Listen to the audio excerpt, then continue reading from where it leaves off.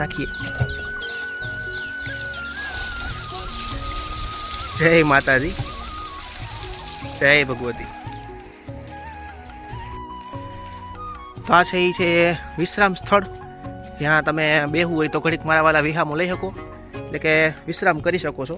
બાકી આપણે તો દોસ્તો તમને અહીંયા દર્શાવવામાં આવેલું જે ચિત્ર છે એ છે જળ શક્તિ, ઉર્જા શક્તિ, જ્ઞાન શક્તિ અને જન શક્તિ, જે આપણા જીવનની 4 શક્તિઓ છે, દરેક શક્તિ જરૂરી છે એવું છે અહીંયા વિભાગ દ્વારા છે સૂચવવામાં આવેલું છે। બાકી તમે આજુબાજુ બધી જગ્યાએ જોઈ શકો હરિયાળી ખુલ્લે ફૂલ છે, પણ જે તડકો છે એના હિસાબે આપણને આ ચિત્ર બરાબર સ્પષ્ટ નથી દેખાતું।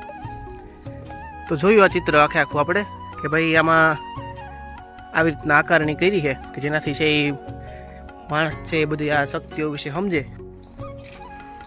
નારી તું નારાયણી કે આખું જે છે એ દ્રશ્ય દર્શાવવામાં આવ્યું છે। તો આ તળાવ અને આ બાજુ છે માં ખોડિયારનું સ્થાનક। જય માતાજી, જય માં ખોડિયાર।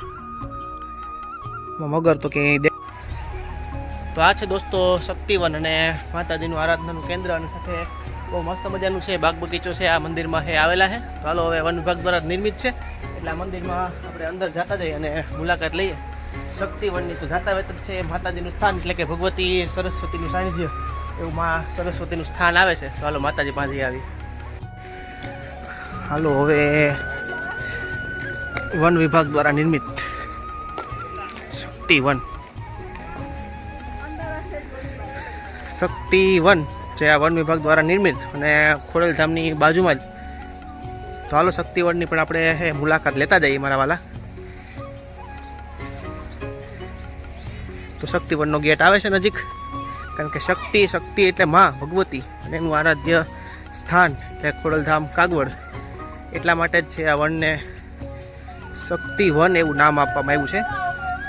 તો કે આ બધા વનોનું નિર્માણ છે વન વિભાગ જ કરે છે। શક્તિવન છે, ભક્તિવન છે, માંગલ્ય વન, ઘણા બધા વનો છે એ આવેલા છે। હાલો તો શક્તિવનમાં જઈએ।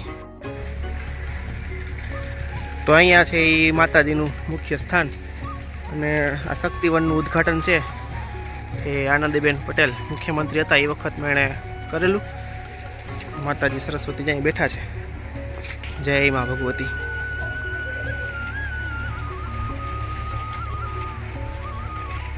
હાલો હવે અંદર હાલીએ ફરી એકવાર શક્તિવન બાજુ।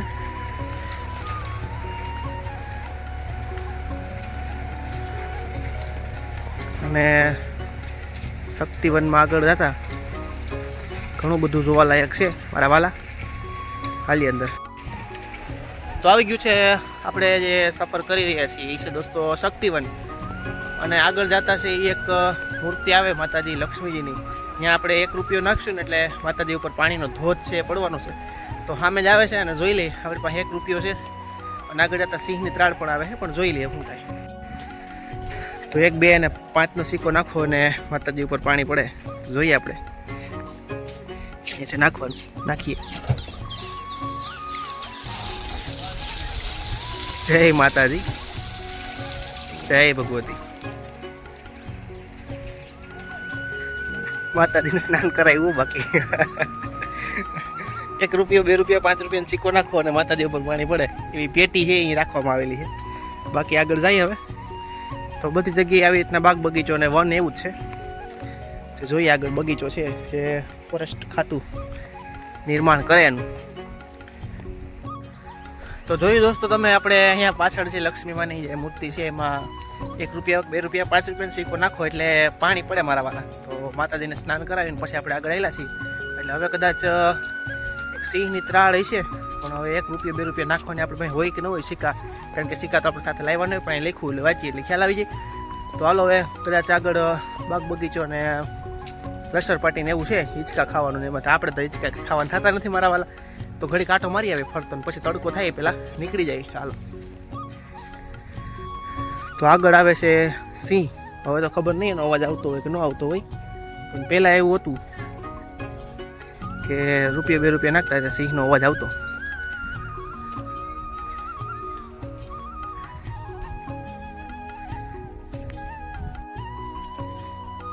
ગાલા મથા બેઠા હો બાકી સિંહ।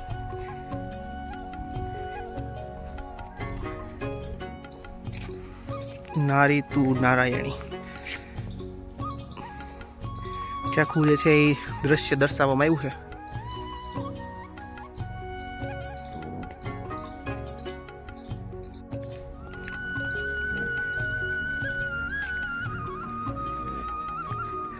તો આગળ આપણા જે વનની જે ભૂમિકા છે, જે મહત્વ છે એનું, એ સમજાવતું ચિત્ર છે આગળ આવે છે દોસ્તો. તમે વિડીયોમાં છેલ્લે સુધી જોડાઈ તો તમને દેખાશે આગળ.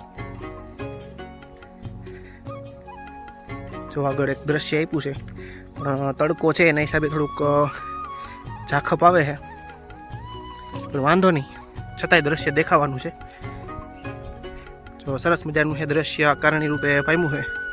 ઉર્જા શક્તિ, જળ શક્તિ, જનશક્તિ અને જ્ઞાન શક્તિનું આ ચિત્ર ઘણું બધું સૂચવે.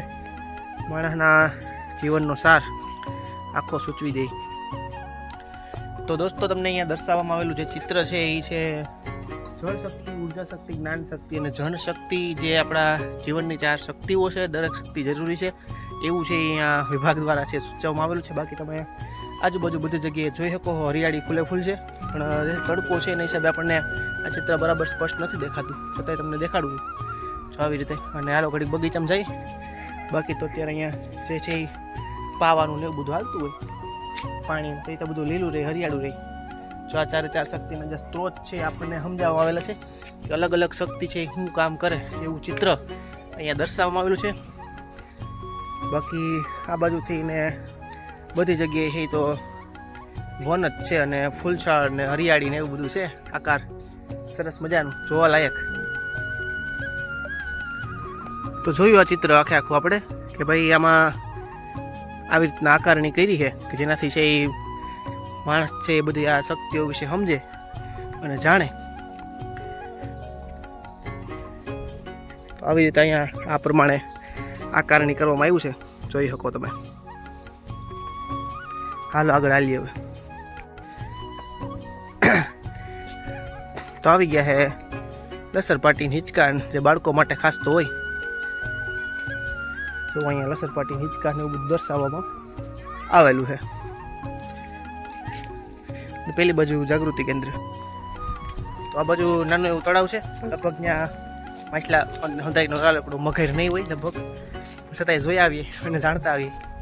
પેલા અહીંયા જે છે એ વિશ્રામ સ્થળ છે, તો એ વિશ્રામ સ્થળ ઉપર ઘડીક વિશ્રામ લેવો હોય તો લેવાય, બાકી વયું જવાય થાકી ગયા હોય તો. મારા વાલા હા જોઈ શકો વિશ્રામ સ્થળ ઉપર છે, બધી જગ્યાએ સરસ મજાની બેઠક વ્યવસ્થા છે. તો ઘડીક બેસી અને પછી હાલીએ. તો આ છે એ છે વિશ્રામ સ્થળ, જ્યાં તમે બેહવું હોય તો ઘડીક મારા વાલા વિહામો લઈ શકો, એટલે કે વિશ્રામ કરી શકો છો. બાકી આપણે જઈએ છીએ આમ તળાવની પેલી પાયરે, ત્યાં કદાચ માછલા મગર પ્રાણી હોય તો જોઈ આવીએ. તો અહીંયા છે પેલી બાજુ તળાવ. તો તળાવમાં તો કદાચ માછલા કે એવું કદાચ હોય કે ના હોય કે નક્કી નથી. જોઈ શકો આ બાજુ તળાવ છે અને આ બાજુ ઘડીક વિશ્રામ ખાવાનું સ્થળ છે. અહીંયા આપણે ઘડીક વિશ્રામ ખાતો ને પછી આવીએ. તો મને એ નહીં સમજાતું ક્યાં એટલી બધી દેડિયું છે ને કરેલી છે, ખબર નહીં એવા માણસો કેવી રીતના શું કરતા હોય ભગવાન જાણે. તારો તળાવ દેખાડું તમને.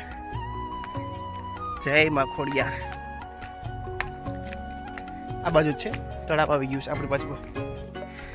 તો આ તળાવ અને આ બાજુ છે માં ખોડિયારનું સ્થાનક. જય માતાજી, જય માં ખોડિયાર. મગર તો ક્યાંય દેખાતી નથી, નજરે ચડતી નથી. જય માતાજી. તો એ મારા વાલા જે આ વનની મુલાકાત છે એ થાય છે પૂરી. તો છેલ્લો ગાળો અને બાકી આવી જશે આગળ પાછો ગેટ. ઘણું બધું જોયું, જાણ્યું, મજા આવી, રેખડા અને એવું બધું છે આવ્યા માતાજીના સાનિધ્યમાં. તો હાલો અહીંયા આજનો વ્લોગ છે કદાચ હવે થોડું ઘણું જોઈને પછી આપણે પૂરો કરશું. હાલો ભલે.